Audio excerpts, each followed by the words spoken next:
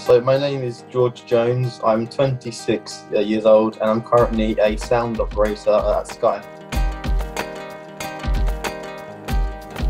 And for the longest time, or for most of my time at Sky now, which has been just over a year, I've been doing a lot of augmented sound effects, so live mixing and have effects to air, which is cool. Very nervous and kind of tense to start with because you're very aware that you're live, and if you press the wrong button, it's going to go out, and all of that. But that's good fun. It's quite creative, which is quite nice, and you kind of get a lot of responsibility. My role as a sound operator is predominantly miking up and sorting the ear packs out for our on-screen talent, and also assisting with the comms, which was something I'd never done before, because coming into like sound, I've worked in music studios and various things. I've never done broadcast audio, and there's quite a lot to that which I'd never heard of, which is a whole new challenge to try and get my head around. I don't think, had I not done Mum Youth, I wouldn't have been working at Sky currently. I think that's a direct impact from Mum Youth and all the help, and from you guys, the whole team, from the training to the after support with tours and kind of her contacts. I don't think, had I not done Mum Youth, I wouldn't have had a bit of it in because I think Sky gets so many applications. So to try and stick out without Mum Youth and CV and without the help as well, I don't think I would have been in my current role, at least, working one of the top broadcasters. So I think that is directly down to you guys because, I just think, with the aftercare and all the support and the training, it kind of intertwines what I'm currently doing.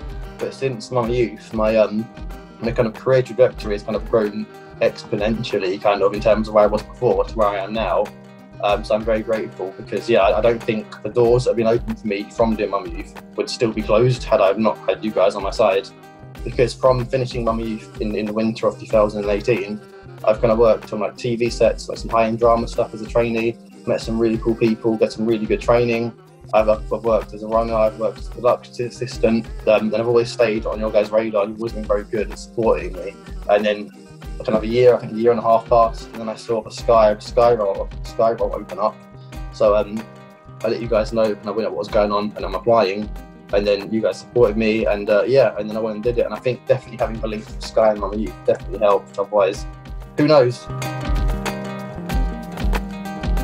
So I was working in a local studio, but I didn't plan on staying for much longer because there was a few things there that weren't going so well. It was very much like a very small studio, so they were kind of a law to themselves and how they work and certain things. So in that sense, I was looking to leave. And then there was my mum who had back problems, so I was kind of out of work, helping out for a little bit.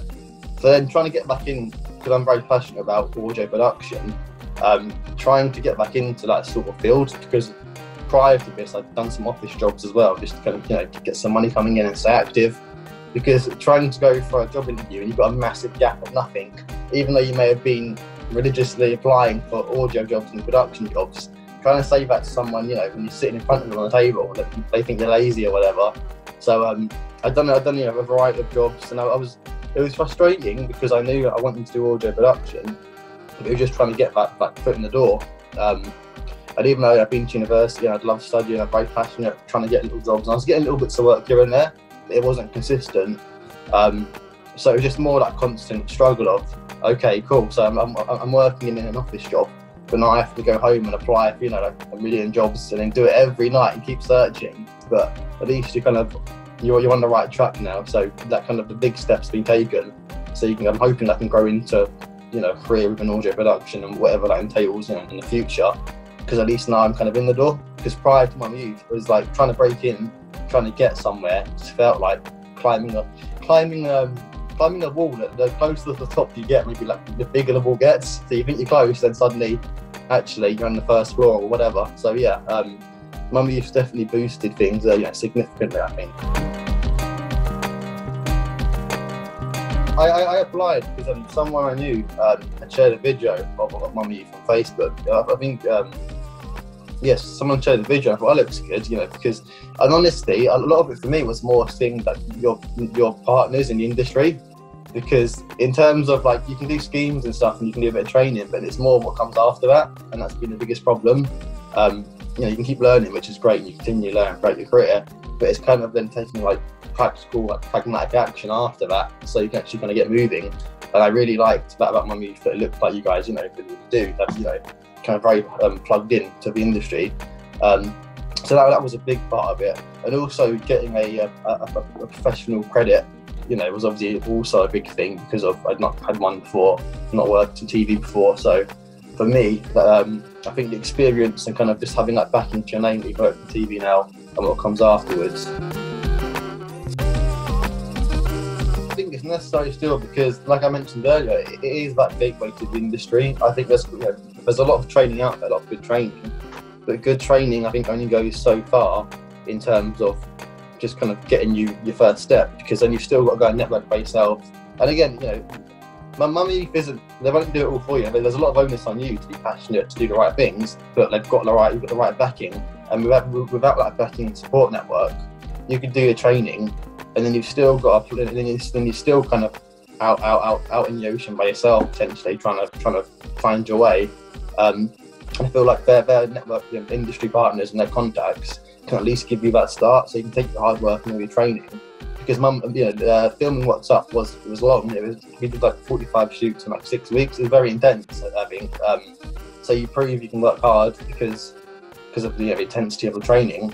And if you can't, I think you've got to be passionate enough to survive Mummy Youth. Because if you're not passionate enough, then you're not going to complete training. But you've proven, I think, to an extent at least, to kind of get that first role. You've proven your work ethic, and you get your first credit, and it's then taking that to the next step, and then starting to build your career. Broadcast industry as a whole, I think it's tough, particularly in like live broadcasts, because working live brings with it its own stresses to deal with.